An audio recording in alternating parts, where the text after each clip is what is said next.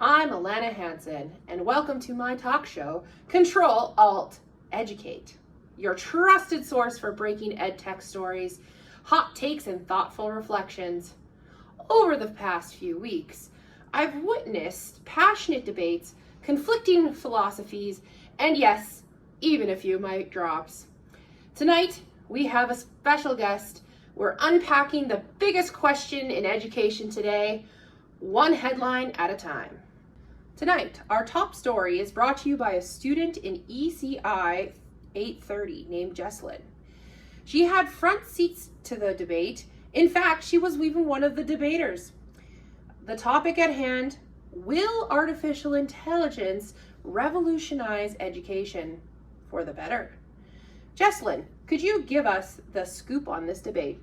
Hi, Alana. Of course, I would love to. In our class debate, my partner Dagan and I took the opposing stance, challenging the idea that while AI is revolutionary in education, it is not for the better. From privacy concerns to misinformation, we argue that AI could undermine trust, critical thinking, and even creativity in the classroom. Yes, AI is powerful, but is it positive? That's where reasonable doubt comes in. I think Dagan and I provided enough doubt that it does introduce a lot of harms. It is also particularly hard right now when everything is so anti-AI. Like doing anything as a teacher, it's hard when you don't have proper support. So in my classroom, I tested AI very intentionally with my grade 6 students. I showed both its strengths and its limits. We created rubrics together. We explored ChatGPT's mistakes and defined when AI support is and is not okay, and when it was considered cheating. I even created a rubric for my students. Lovely. Well, AI isn't going anywhere, but revolutionizing education for the better. That depends on how we define better. And how much are we willing to risk to get there? Next up, battle over cell phones in the classroom. Kritika and Mahiram argued for a ban, citing mental health, distraction, and teacher burnout. Sadie countered with a powerful analogy. You wouldn't teach someone to swim without letting them touch the water. The debate wasn't just theoretical for most teachers, including Jesselyn. She is taught in both phone-free elementary settings and high school classrooms impacted by Saskatchewan's recent policy changes. Jesselyn, do you have anything you would like to weigh in here? Yeah, I talked about this a bit when I responded to Leanne's post. I mentioned the struggles I have with Chromebooks, and I had limited experience with students and cell phones because I taught younger grades, and by the time I moved up to teach middle school, the phone ban had already been in place. In my experiences, devices as a whole, not just cell phones, are used improperly, and then it becomes on the teacher to teach a parent's skill.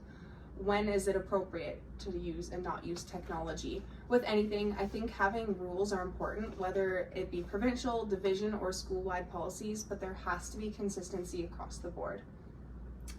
So I guess what you're saying is that it's not just about banning or embracing, it's about boundaries. Yeah, the toothpaste is already out of the tube, so that's all we can really do as teachers is set clear guidelines.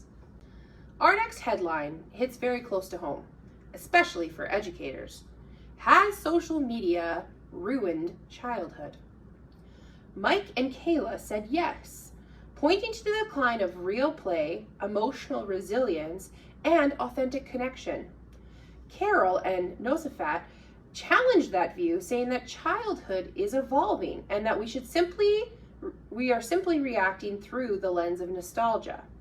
Jesslyn, what was the most interesting about this debate? I think in one of my comments, I noted how we often forget that technology also creates new kinds of relationships, creativity, and expression. But it's also true that curated content can prey on kids, their insecurities, and it's designed to be addicting. I also addressed some of the concerns I had in my classroom about students who were addicted to social media like TikTok and Instagram, and how challenging that is for teachers to re-engage them when they're having withdrawals after every single break. So social media isn't just a tool, it's a mirror. What our kids see in it depends on who is guiding them.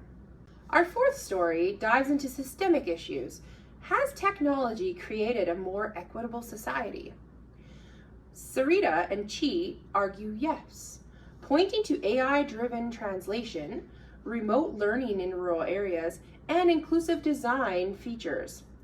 Jillian and Danielle said otherwise, highlighting that the digital divide, biased algorithms, and access gaps exposed during the pandemic.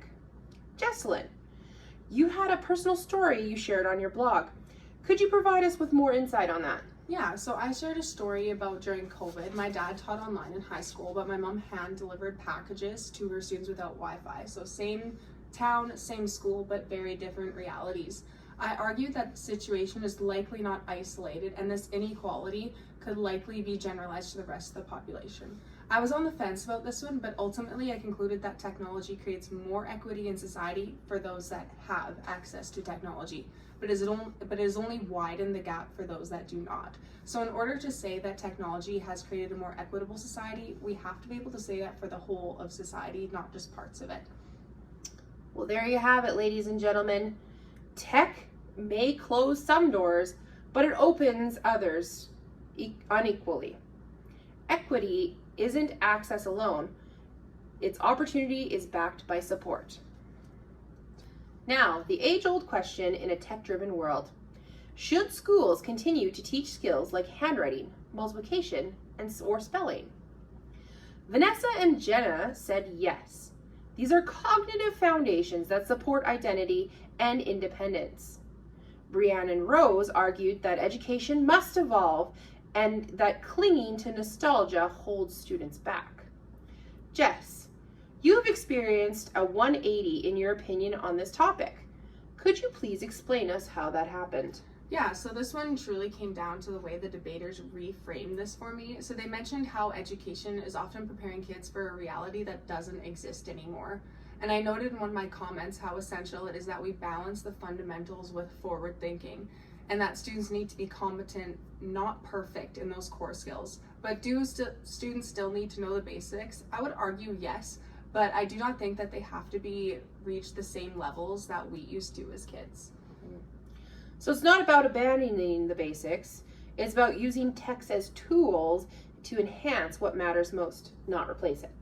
The core question that threads all of these debates together: does technology enhance learning? Jenny and Leanne said yes. More engagement, personalization, and future readiness. Dustin warned us not to confuse novelty with meaningful growth. Jessalyn, what are your thoughts here? So in my comment reply to Danielle's post, I emphasized the importance of intent. Technology is only as good as the pedagogy that surrounds it. I also mentioned in my post about all the teachers out there who have minimal tech skills who are amazing at their jobs. Is their lack of tech savviness a disservice to kids? If we keep pushing tech, are we also pushing out the old school teachers? That's a good question. I would hope not. I guess you could say that tech can enhance learning, but only if we use it on purpose. Tools don't teach, teachers do. Jessalyn, as we sign off from Control+Alt+Educate, are there any final comments you'd like to leave with us? Yeah, I guess I would just like to say that every debate we've had, every post, every comment challenged us to think differently, not just about technology, but about teaching, values, and what it means to lead with purpose in a digital age. Tech is only as great of a tool as the humans that are behind it. Thanks, Jessalyn. That's a very wonderful sentiment. Thanks, folks, for tuning in. This is Alana Hansen with Jessalyn on her learning journey, and signing off with one final headline: critical thinking is still the most powerful tool in the room.